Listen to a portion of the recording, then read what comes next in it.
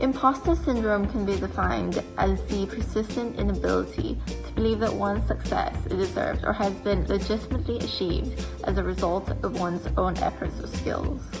People can feel that their success is based on pure chance, luck, or even worse, a total mistake. These feelings can be particularly hard to deal with, especially at a university like Cambridge. It can seem as everyone is highly intellectual and secure in their place at the university. There can also be cultural challenges when you are placed in this new environment. We also recognise that this year has been particularly hard for freshers. From not being able to sit your exams to the unfair algorithm, you may feel like your grades have been simply dictated to you and you never got the chance to prove yourself. And so this video aims to let you know that so many students at Cambridge experience imposter syndrome across their whole time here, not just, in the first couple of weeks. And we want to reassure students that their university place is deserved and that they can flourish in Cambridge. Hi guys, my name is Maiwa and I am a second year English student at Christ. First of all, I just want to say imposter syndrome is very normal. It's something that a lot of students feel and face, especially in Cambridge. I think for me, I first started feeling imposter syndrome in supervisions. It was a very unknown and intimidating situation for me to be in a room discussing ideas of people, offering critical analysis and thoughts. I remember there was one super in particular, we were talking about sonnets and I felt very out of my depth. My course mates were using very specific language and they were drawing upon like structural forms and I didn't know what they were talking about first of all. It was not a form I'd studied a lot in school or even explored in reading, so I felt very out of my depth and I felt very insecure coming out of the supervision because I hardly said anything throughout.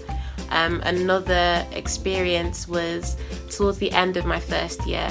Our supervisors encouraged us to read each other's essays before the Supo, and I remember reading my course mates' essays and thinking, oh my god, these are amazing. The kind of critical arsenal they were drawing upon, the way they organised their thoughts was so good, and it made me feel like my essays were inferior. And I think as a writer, my confidence was just very, very low.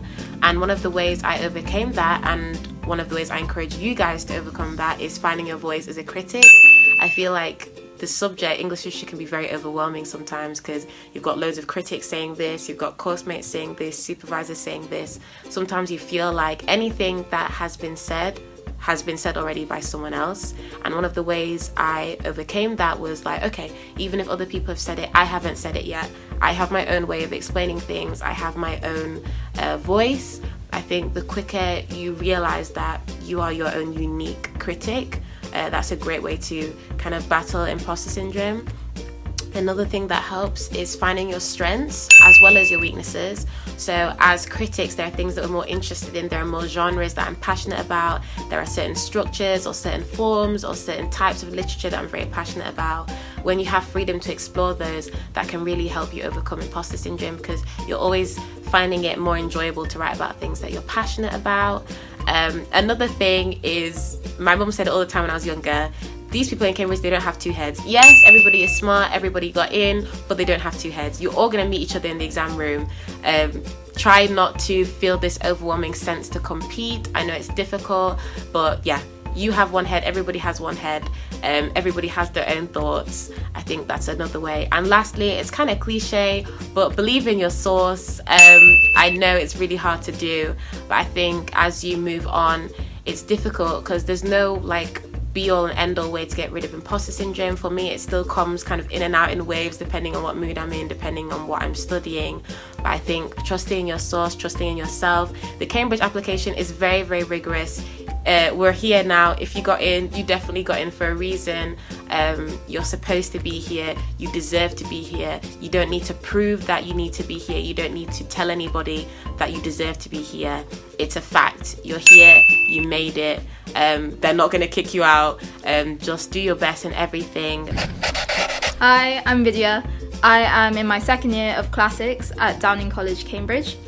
And imposter syndrome for me really stems from the fact that I am a person of colour in a subject that is very white, elitist, and Eurocentric in its syllabus. So if an auntie were to come up to me and ask what I'm doing at university, I'd just say history or language. I wouldn't really go into depth of what classics is because it is a foreign subject to so many people of my background. And to explain how different it is to subjects that my background is typical of doing, like medicine or engineering or econ, it feels like your disappointment for going off the track.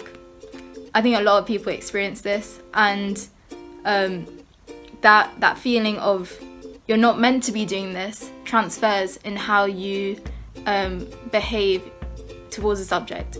So it means like if I'm in a supervision, I am 99% going to be the only person of colour in that supervision, and you feel like you're not really meant to be there, that you're the sore thumb, you know?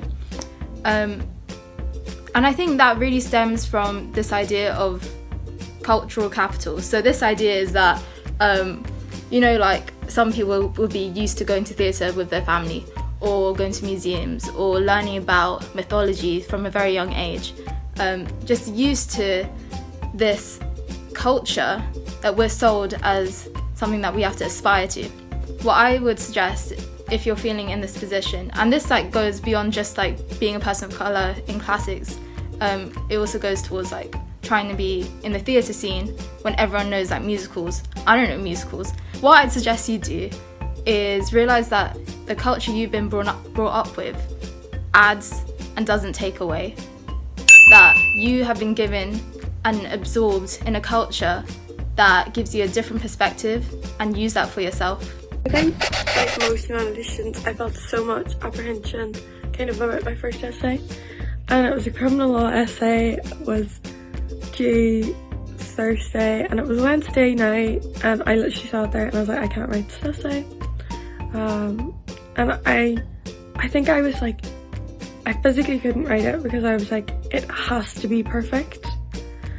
And I think what I'd wish I'd been told, and what all of kind of humanities students should remember, is that this is one out of dozens of essays that you'll write within your first term alone, and they're never going to be perfect. None of my essays have ever been perfect or even close to perfect, and they'll never expect it.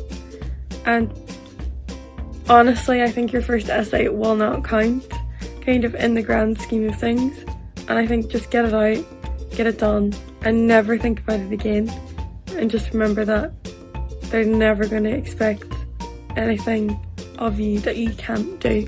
I think so. When I first came to Cambridge, I always thought that being an English student, that I just had to be reading constantly. So I tried to stop myself from watching Netflix. Like I didn't watch any Netflix pretty much, other than with friends for like an entire term. And that's like, why?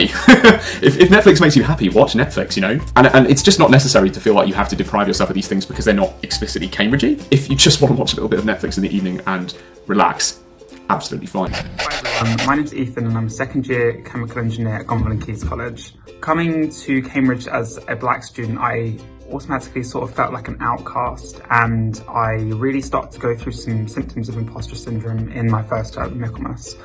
Especially when the workload started to build up and when all the deadlines were approaching, and I just thought, why am I here? I don't really deserve to be here, this is too much for me.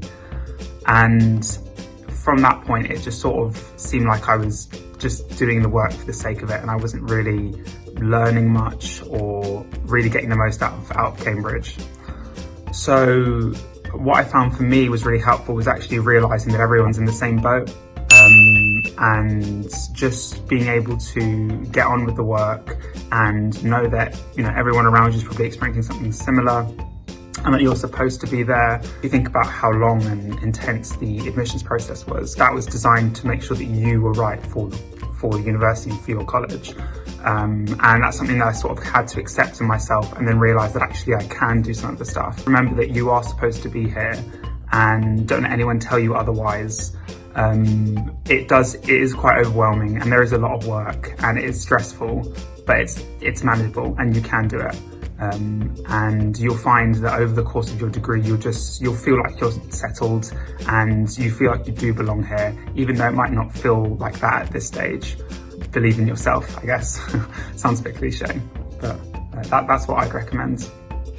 So as we said at the start of this video, COVID-19's completely disrupted the applications process this year. And although you may not feel like, because you didn't get to sit your exams, that you can't justify your place here or prove that you deserved it because you don't have the grades to back you up, you've worked incredibly hard during a pandemic and deserve your place here even more as a result. The fact is that you got through an insanely rigorous applications process. You had interviews, you had tests, and that in itself is like a testament to your academic ability. And the other important thing to remember is that the percentage of students that receive a Cambridge offer and then miss out on their place because they missed their grades is very low. So almost in receiving a place at Cambridge, it's like a kind of confirmation that if you've been able to sit the exams, you likely would have got those grades.